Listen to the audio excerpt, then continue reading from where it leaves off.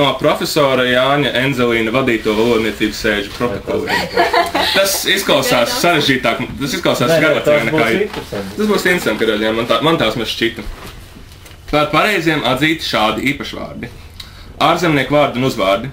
Horātijs, Šekspīrs, Aristotels, Sokrats, Gogols. Vietas Latvijā un pasaulē. Modona, Aglūna, Nemuns, nu tā kā Nemuna, Lietuvas upe Nemuna, Kauna, jo tur principā tikai analoģija ar Viļņu, tāpēc ir Kauņa. Loģika nekāda, lietuviski arī Kaunas. Un Heliopole. Un tad man likās interesanti kristību vārdi. Mārja ar mīksto R, Dagmara, Līlija, arī Lilija ar diviem L, Ilmars, Arturs, Viktors, Ēdite. Tā bija iekavās, bija paskaidrojums, ka Edīte ir pamazināmā forma no vārda Ede. Tāpēc tāda ir atšķirības kā Harijs, Helena, Regīna, principā loģiski, ņemot vērā kāda ir sakna, Magnus ar izskaņu, ar galotni us, kā manā vārdā, nevis Magnus. Leonīts ar garo O un I, Elīzabete un Dāvīts. Un šeit man interesantāk likās ierosinātiem labotie vārdi. Pamācīsimies, kā vajadzēja pareizi runāt un rakstīt. Bet vispār te tāds interesants lietas. Piemēram, vārda reibinošs vietā iesaka vārdu reibīgs. Tad pretēji vārdam klātiene iesaka vārdu projiene.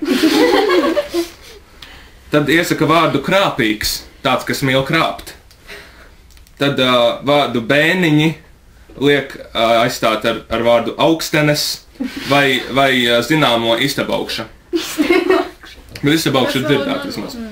Tad no vārda varēt iesaka sinonīmu vārdam iespējams, varams.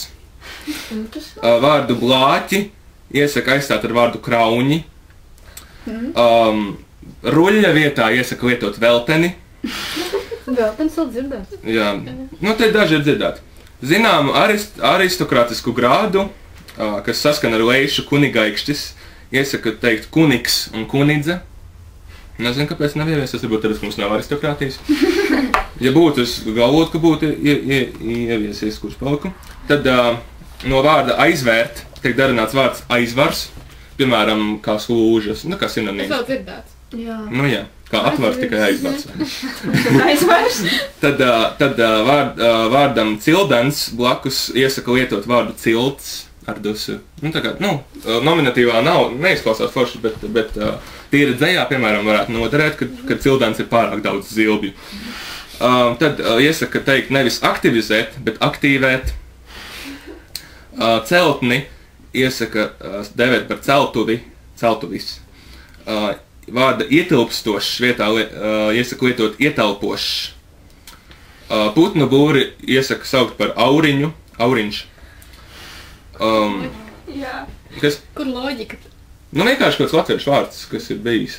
Tur bija daudziem vārdiem, ka tur piezīme, ka šis vārds ir piemēram šo vārdu lieto saldū. Vai šo vārdu lieto... Tas ir kaut kāds novadvārds, jā. Vietvārds kaut kāds, jā.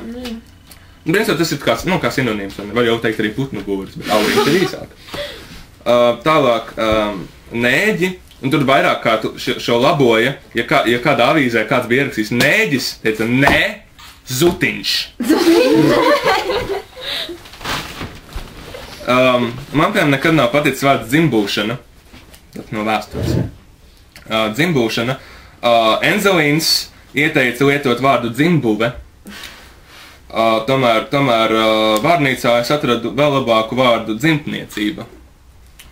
Un tur jau arī dzimtbuve jau bija tā kā tāds nevēlamais variants.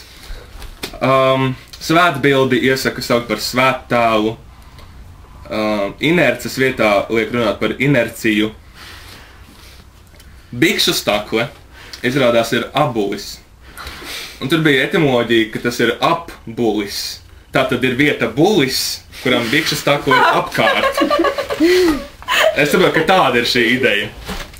Kūrortu liek devēt par kūrvietu, kas ir dzirdēts man. Jā. Kūrvieta ir dzirdēts.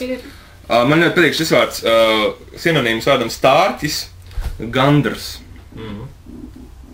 Tad nevis maksimums, minimums, optimums, konsensus. Liek runāt par maksimu, minimu, optimu un konsensu. Maksimus, minimums, optimus, jāsaka tā. Tad pildspalvu liek dēvēt par pildām spalvu, ar pamatojumu, ka pildspalva ir nepareizi veidots saliktenis. Tad Stenders jau esot ieteicis teikt nevis ķīla un ķīlāt, bet no vārda aizcelt lietot arī vārdu aizcilas, kā ķīla. Ka kaut kas ir aizcelts. Jā. Bet ja pierastu būtu labi. Protams. Jā. Galvas plikumu iesaka dēvēt par pleici. Pleice. Nevis kadiķis, bet paeglis. Tas ir ļoti īgājis. Bet vienalga saka kadiķis. Jā. Manās mājās vienalga runā par kadiķi. Tāpat saprot viens tas pats. Ja kvēpini, tad kadiķi. Un bērnībā es nesapratu, kāda ir atšķirība. Man nebija skaidrs, ka tas ir divas dažādas lietas. Tad vārda skandalos vietā, vai ne pat ne vietā, bet ar šo nozīmi, iesaka lietot latviskāko vārdu skandalisks. Un līdz ar to cilvēks, kas rīko skandālu, ir skandalnieks. Tas ir labi. Tas ir riktīgi Latvijas. Tad saka, ka nepareizi ir teikt, ka mēs slēpojam, restīvi slēpot, bet vajadzētu būt vai nu slēpjot, vai slēpēt. Tāpēc, ka ir slēpes. Slēpjot.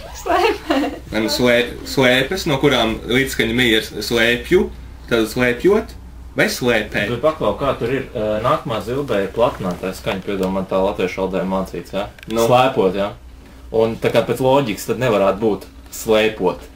Tāpēc ir slēpjot, tāpēc tur ir tas līdzskaņa. Tas ir galvenais, jā. Ja tur tas ir, tad tur ir jota, tātad tas platais ēkļus par šauroju. Tāda ir tā ideja. Un tāpēc arī man liekas, ka tas bija tas arguments, ka vārdā slēpes nevienā locījumā neparādās platais ē. Tāpēc vārdam slēpot nav loģiski pamatojumi. Jo tas tomēr ir atvasināts no vārdu slēpes.